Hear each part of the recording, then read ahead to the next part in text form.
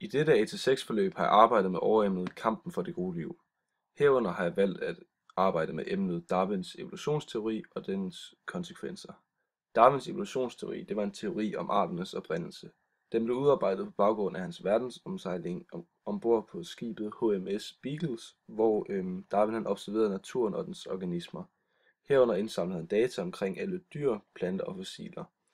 Igennem disse data udarbejdede han værket Arternes oprindelse, som han udgav i 1859. Med et bioteknologisk og religiøst perspektiv har jeg valgt at belyse Darwins epokegørende teori, da dens religionsmodsigende elementer det skabte stor debat i den samtid. Derudover har jeg valgt at analysere, hvorvidt Darwin han ændrede menneskesynet og perspektivere til det overordnede spørgsmål omkring det gode liv. Det var altså at komme frem til problemstillingen, hvordan ændrede oplysningstidens tanker sammen med Darwins evolutionsteori den almindelige befolknings livssyn? For at svare på det her spørgsmål, der er kommet med underspørgsmålene, hvad går Darwins evolutionsteori ud på, og hvilke arbejdsmetoder benyttede Darwin sig af i sin undersøgelse af den naturlige selektion? 2. Hvordan modstrider evolutionsteorien de grundlæggende fundamentalistiske idéer i kristendommen? 3. Hvordan har Charles Darwin sammen med oplysningstiden påvirket mennesket, og derved opfattelsen af det gode liv? Og 4.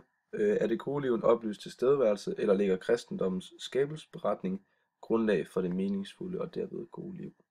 På baggrund af disse underspørgsmål er kommet frem til konklusionen. Darwins evolutionsteori om arternes oprindelse, den bygger på ideen omkring de bedst egnede dyr overlever, og derved på, at der gennem evig udvikling vil opstå nye arter. Denne idé, den er altså baseret på kaos, tilfældigheder, held og uendelig kamp for overlevelse, hvilket modstrider de grundlæggende idéer i kristendommen omkring ro, orden og harmoni. Darwin han gør også op med kirkens syn på mennesket, i og med at han siger, at mennesker de nedstammer fra aberne, og derved ikke er nogen herskende race over dyrene. Darwin han satte sammen med oplysningstiden fokus på mennesket som et naturvidenskabeligt mirakel, og derudover så satte han tanker i gang, såsom at mennesket gennem oplysning og viden selv kunne finde eller skabe mening med deres liv. Frem til den her konklusion, der har jeg besvaret på spørgsmålene, eller underspørgsmålene. Og jeg har fokuseret på underspørgsmål 2 og 4, hvor 2'eren lyder således: hvordan modstrider evolutionsteorien de grundlæggende fundamentalistiske idéer i kristendommen? I 1800-tallet, der troede man på skabelsesberetningens udsagn omkring arternes oprindelse. Skabelsesberetningen, den siger, at naturen den er præget af ro, orden og harmoni i form af, at dyrene de er skabt som uforanderlige størrelser, eller uforanderlige dyr, som altid som er skabt som de samme, og altid vil være det samme. Og i det her hierarki, der er mennesket altså det øverste og hersker over både havets fisk, himlens fugle, kvæget, alle de vilde dyr og alle krybdyr, der kryber på jorden, som der står i skabelsesberetningen. Og den her skabelsesberetning, den blev opfattet som Guds ufejlbarlige ord til mennesket. Derved var Darwins teori altså utrolig skelsættende, i og med at han direkte modsagde skabelsesberetningen og derved kristendommens opfattelse af naturen. Altså han gjorde op med tanken om ro, orden og harmoni i naturen, da han siger, at mennesket er kommet til på grund af naturlige eller tilfældige ændringer. Og det fik mange til at sætte spørgsmålstegn ved, hvorvidt der var en guddommelig mening med tilstedeværelsen. Han mente også, at menneskene de var beslægtet med aberne, og det her det fik stor modstand i befolkningen, da mange de mente, at det her det var løgnagtigt, og at hans teori ikke var veldokumenteret på baggrund af dette. Men han fik i hvert fald folk til at sætte spørgsmålstegn ved, hvorvidt religion det fandtes, og mange videnskabsfolk og filosofer stillede senere spørgsmålstegn ved religion på baggrund af dette, såsom Nietzsche, der 30 år senere påstod, at Gud var død. Og det her det fører så videre til delkonklusion 4, som er spørgsmålet om, hvorvidt det gode liv det er en oplyst tilstedeværelse, eller om kristendommens skabelsesberetning den ligger grundlag for det meningsfulde og derved gode liv. På den ene side så har vi religion, som giver tryghed og fællesskab i form af det sociale liv, du ligesom har, i form af ritualer og ting, du gør sammen med andre for religion. Derudover så giver religion også det meningsfulde liv, eller du får mening i dit liv i form af, at du har en mening med tilstedeværelsen, du har Gud noget at tro på, og du har også et liv efter døden. Derudover så forklarer religion det uforklarlige, såsom dyr og menneskers oprindelse, og det forklarer egentlig ting på en måde, som I godt lige kan høre, altså mennesker som det højeste i hierarkiet, og mennesker som har en vigtig betydning for verden og livet på jorden. Så danner religion også retningslinjer for, hvordan du bør agere, og det kan vi som mennesker godt lide, fordi så ved vi, hvordan vi skal leve vores liv.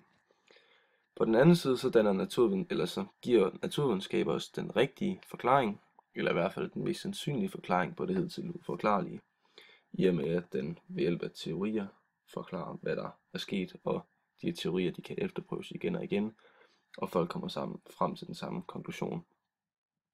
Naturvidenskab det giver os gennem oplysning også friheden til at tage egne valg. Man er hverken bundet af nogle religiøse normer eller et fællesskab, som presser en til at have nogle bestemte holdninger, men har derimod mulighed for at tage vores egne valg, de valg, som vi selv mener er bedst for os selv, og derved så har vi mere mulighed for at danne vores personlighed, som egentlig er bedst for os selv som individer. Gennem oplysning tage bedre og dermed mere velovervejet valg, da vi ikke er bundet af normer og et religiøst fællesskab, som har nogle forskellige holdninger. I hvert fald når du er fundamentalistisk kristen. Så hvorvidt det gode liv det er en oplyst eller religiøs tilstedeværelse, det tror jeg meget, det er op til individet selv. Jeg tror det vigtigste, det generelt er at have noget at tro på, som derved danner rammer og derved fundament for det gode liv. I og med at du har noget at tro på, så må det vel i og for sig også være livsbekræftende. Om det så er den tryghed og det fællesskab og den mening med livet du får gennem religion, eller om det er den frihed og den oplysning og den bidragelse du ligesom gør gennem videnskab til et bedre jeg og til en bedre verden, det er i og for sig ikke det vigtigste, men derimod at du har noget at tro på, og dermed at du danner din egen mening med livet. Og til at komme frem til disse konklusioner, der har jeg brugt fagkombinationen Biotech A og Religion C, og det har jeg gjort, da metoderne i disse to fag de er vidt forskellige, og derved kan belyse sagen fra flere sider. I bioteknologi der har jeg kigget på Darwins brug af metoder, da det er essentielt for hans udarbejdelse af evolutionsteorien. Man kan sige, at Darwin han har brugt, eller primært har brugt den induktive metode, da han på baggrund af hans observerede data kom med teorien om evolutionen. Derudover så iagttog han arternes udvikling både kvantitativt og kvalitativt. Han gjorde det kvantitativt ved at kigge på forskellighederne i arterne, og derved adskille dem, og kigge på lighederne inden for mellem racerne og arterne. Og han kiggede kvalitativt på det ved at se på, eller tælle, hvor mange dyr der var af de forskellige arter, og på den her måde bruge tal til ligesom at udvikle det. Og diskutere hvorvidt at Darwin han har brugt en hypotetisk deduktiv metode. Det vil jeg mene han har gjort i den måde han lavede forsøg med duer, hvor han har haft en hypotese om at der vil være en sammenhæng mellem alle de her duer her, og samtidig vil der være nogle små forskelle som adskilte alle de forskellige dueracer. Derudover så er der også nogen, der vil mene, at han generelt arbejdede hypotetisk deduktivt, da han ikke var den første til at komme med ideen, og derved så kan man sige, at han arbejdede ud fra en hypotese, da man havde hørt om evolution. I religion så anvendte jeg den hermeneutiske metode, som går ud på at fortolke teksters mening. Det gjorde jeg ved at analysere kristendommens skabelsesberetning med henblik på at forstå kristendommens syn på mennesket i forhold til naturen og andre dyr. Det gav nemlig en større forståelse for, hvordan befolkningen så på livssynet og på mennesket i 1800-tallet. Derudover så brugte jeg tekstnedslag for at argumentere for påstande vedrørende skabelsesberetningen. Hvis man kigger på fagenes begrænsninger, så kan man sige, at bioteknologi og religion sammen, det giver et snæversynet perspektiv, i og med at man kun kigger på datiden.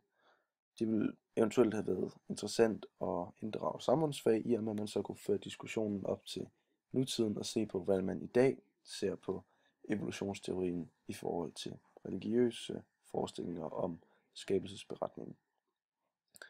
Det kunne også være spændende at inddrage historie og se på, hvordan at man ligesom videnskabeligt har udviklet evolutionsteorien, og hvordan man i dag kigger på DNA-sekvenser osv. Jeg har valgt at perspektivere til nutiden og til tidligere studierapport. I forhold til at perspektivere til nutiden, så er det interessant at belyse det emne, som jeg lige sagde, ved at tage op til nutiden, i og med at man i dag også har, især i USA, en diskussion om, hvorvidt at evolutionsteorien den er faktuelt gældende. Der er nemlig mange skoler i USA, der i dag vælger slet ikke at undervise Darwins menneskesyn eller evolutionsteori, da man mener, at kirkens det er det rigtige. Og det her det er mange svært at forstå, og det får en til at stille spørgsmål, hvordan et så civiliseret samfund som USA, de kan have så svært at acceptere en teori som Darwins, når den er så veldokumenteret, som den er i dag. Og der vil svaret for mange nok være, at det er søgen efter mening med livet, og i og med at man er så kristne, som man er i USA, eller nogen er, så gør det her altså op med ens fundament for livet, eller den mening, man har med livet, som ligesom har afsæt i skabelsesberetningen.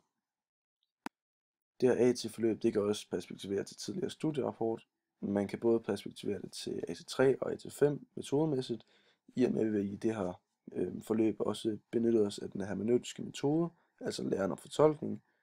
I disse AT-forløb, der fortolkede vi og analyserede vi også tekster, eller jeg gjorde, for at opnå en dybere forståelse af teksterne, men også den samtid, ligesom vi i det her tilfælde gjorde med skabelsesberetningen omkring 1800-tallet. Blandt andet i AT3, der analyserede vi novellen Jordskælv i Chile, og det blev gjort sammen med nogle religiøse overvejelser for at forstå datidens forhold til religion og overtro. Og i den her sammenhæng, der lavede jeg også et tekstnedslag for at begrunde mine argumenter, ligesom jeg har gjort i denne studierapport. Og det her, det var altså AT6.